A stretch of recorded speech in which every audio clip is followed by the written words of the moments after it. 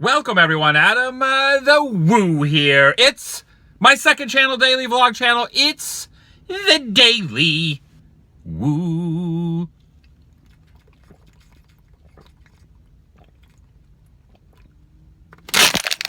I think we're gonna go full Dukes of Hazzard today. Whoa, check this out. 15 miles an hour. General Lee doesn't abide by those rules. Oh, look. Skid marks. Gatlinburg is home to a Cooters Museum as well.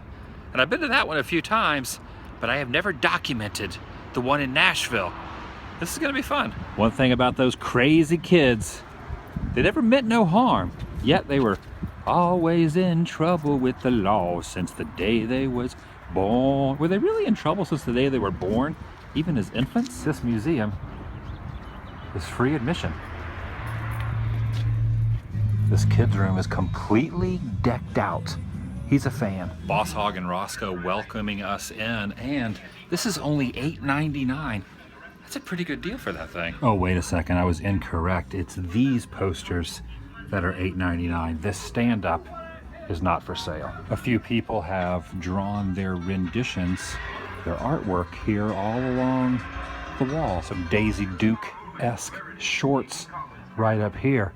But when you turn the corner, there is a plethora of merchandise and former memorabilia. This stuff is awesome. Old TV tray, welcome mat, a book, Daisy Duke Barbie doll, and underoos.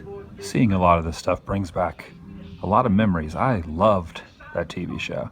This little hang around the house slash bathrobe, it's for a child. You would be the coolest kid on your block if you owned that. About a year ago, I had the privilege of meeting John Schneider, and I fanboyed out just a little bit.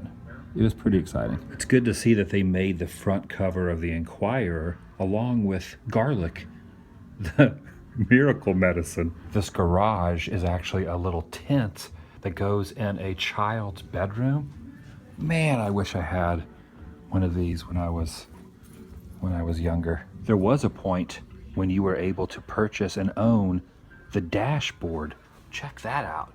And these old retro looking duffel bags. There is a little bit of everything in here, including a stand-up of the boys themselves. A few scripts from episodes of the show, including a couple that are final drafts, and that's a first draft, which means over time it was changed before the episode you see on television. 4 or 5 years ago, I was in Covington, Georgia. I did the filming locations of the first 5 episodes of the TV show. This door is from the now destroyed property of what was Uncle Jesse's house. And it's even documented with a certificate of authenticity. This is it. You could just knock on it and see if Uncle Jesse or maybe Daisy Duke, I'd probably rather have Daisy Duke open the door, but I would be excited about seeing Uncle Jesse as well. Either of them, I would be very happy to see walk through that door. Remember back in the day when they would market all these little record players? They would basically take the same record player and just throw a themed TV show, movie, or musical act's name on it. Ah, the good old days. One of James Best, who played Roscoe P. Coltrane, this is one of his outfits, his uniforms, and look there on the hem of his pants. That's his name. Engraved. Is that actually called a hem when it's around the waist? A hem? I think I might be using that word inappropriately. And they even have his dog, Flash. That is awesome. If they still sold these, I would buy one. The action set. Handcuffs, disguise glasses, and look at this. This is a legit sheriff officer's badge. Nice. Between the 2 locations that I've now been to, Gatlinburg and now Nashville, I must say that this location takes the cake on the amount of artifacts that they have, including a rare Koi Duke hat. It says that hat fits all sizes, but how do they know it really fits everyone's head? Would it fit my head? There's a few things in this case that I did own at one point in my life, including this board game. I don't know whatever happened to it, but I distinctly remember having that. I think Boss Hogg would be a great character to cosplay at a convention. I don't know if I could pull him off. Well, maybe if I shaved, maybe I could be Boss Hogg, or if I had the appropriate masks. Yeah, that might work. Now here's something I've totally forgotten about, the old Presto Magics. And look what's happening here in Hazard Square. That guy's got, he's like garnishing or brandishing a weapon. Once again, I don't think I'm using that terminology correctly, but that looks like a hardened criminal there with a very large firearm. Oh man, look at that. That's Boss Hogg's personal mobile, equipped with the Longhorn on the front and his license plate. And Uncle Jesse looks like the ghost of Uncle Jesse is like haunting Boss Hogg's car, is like illuminating from the clouds back there. Now, I'm not allowed back there, it's just for storage, but they have recreated the entrance to the boar's nest. Yes! This place truly is amazing if you're a fan of that classic TV show. They have a little bit of everything. Also, little miniatures of Hazard itself, the whole town, and look, a miniature boar's nest. They always have the chases in front of the boar's nest. It always made more sense. Why didn't they just take it out on the road? Why do they always have chases in the small, teeny, tiny parking lot? I guess they have their reasons. This is a rendition of the county road map, and this is basically based off what the later episodes were filmed at, which is Warner Brothers out in Burbank, and that's the town square from Warner Brothers. The first season was in Covington, Georgia, and the rest of it was at Warner Brothers. So Warner Brothers, real life, Covington, Georgia. Picked up some merchandise, a t-shirt, sticker, and a keychain, and got some pictures in the vehicles. Just the good old boys, never meaning no harm. Always been in trouble with the law since the day they was born. Making their way the only way they know how. That's just a little bit more than the law will allow. Now I want to check out the Willie Nelson and Friends Museum Showcase. You get to go through these old Western saloon doors, the birthplace of a legend.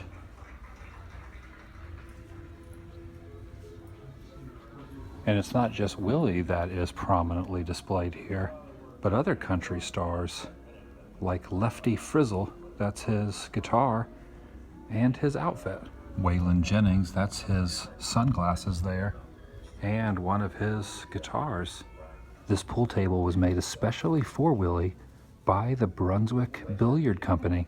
Many of his famous musician friends played pool around this very table. It used to be located at his recording studio.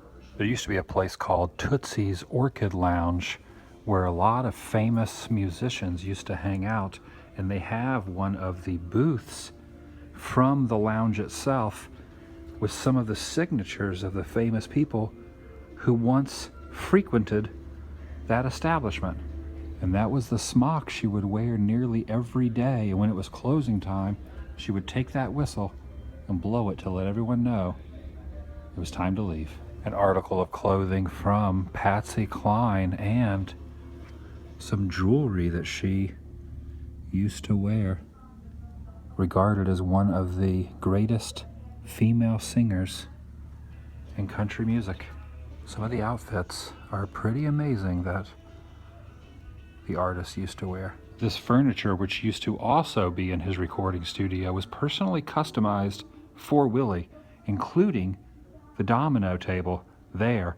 And the interesting thing is, down here on this carpet, you can see where the microphone stand used to be and a worn out patch where he would stand to sing. This is the original rug as well. And the reason I knew that is because it is stated on this information panel. Pretty cool. J.D. Sumner was a friend of Elvis's and performed at his funeral. In fact, he and his band backed up Elvis on tour from 1971 until 1977 when he passed away. He then recorded this record, Elvis Has Left the Building, and they have a ticket stub to an Elvis concert on August 17th, 1977, the day after the King died. I really like this engraved totem pole because at the very top is Willie himself. What's going on, man? And they even have a stuffed Willie if you feel so inclined. Something that you can slow dance to, but I've always got some great advice. And if you share some good old American currency, I'll tell you everything you know. I don't know, that doesn't really sound like, you think Willie Nelson provided the voice for that? I don't know. Maybe. Wow, check that out. That's the Grand Ole Opry. Straight ahead, downtown Nashville. There's a billboard for a place I want to check out. Third Man Records. Down this way. That's a very interesting art project there. Looks like a bunch of pencils in the ground. Fast moving train coming through at high velocity.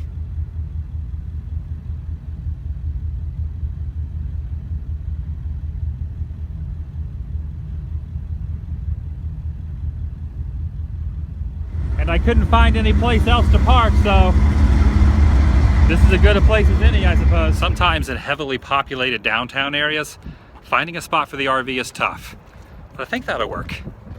Cross your fingers. Judging by the sign, I think I'm at the right place. Third Man Records. I gotta check this out, Doc. And they have a free library right out front where you can give a book, take a book, kind of like a leave a penny, take a penny. And this guy is the one saying hello. Inside the shop, they actually have a mold-orama that my friend Jacob the Carpetbagger is a huge fan of, and he told me to check this place out. Unfortunately, currently, the machine is out of order. Okay, I'm gonna insert a quarter in here and watch. Oh my gosh, they have a monkey band. It's a dancing band of monkeys that plays their instruments. That guy's doing some serious headbanging. Wait, they stopped. It only lasts for a minute. They also have this photo booth where you can get your picture taken. Unfortunately, it also is out of order. It's kind of a bummer because I wanted to get my picture here for posterity. When you press these buttons and it makes noise, you can see the changing of the pattern on the TV. This guy over in the corner looks like he used to be holding maybe a trumpet or a trombone perhaps, and now he has like a cow skull. Even a few little artifacts in here. All right, I'm now holding one of Jack White's Grammys. Pretty cool. I have placed $1 in here. Let's see what we get. A pin. It looks like a penguin where you can see his veins. You can see the blood pumping through his body. Pretty cool place inside there. And you can mail out your letters from their letterbox. This is owned by the singer of the White Stripes, Jack White, who's done a lot of other projects, but most people would know him from that band. And it's not the only location. There's another one in Detroit, but this one's in Nashville. Cool place. And there's a guy behind me playing a woodwind instrument. And even though their mold-orama machine was not working, they went in the back room and they found one and gave it to me. Very nice folks. Just waiting for another train to go by before I depart. It's going the other direction though. It's like deja vu in reverse.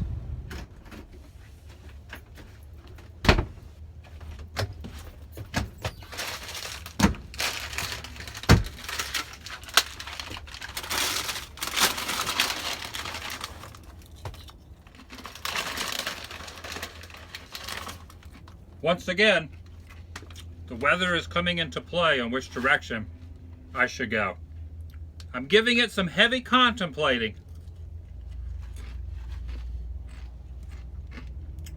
You can drive yourself crazy trying to figure out where Large Marge is going to go. But don't think too hard, because the reality is, I don't even know. I haven't even decided. I'll see you tomorrow. Vlog over.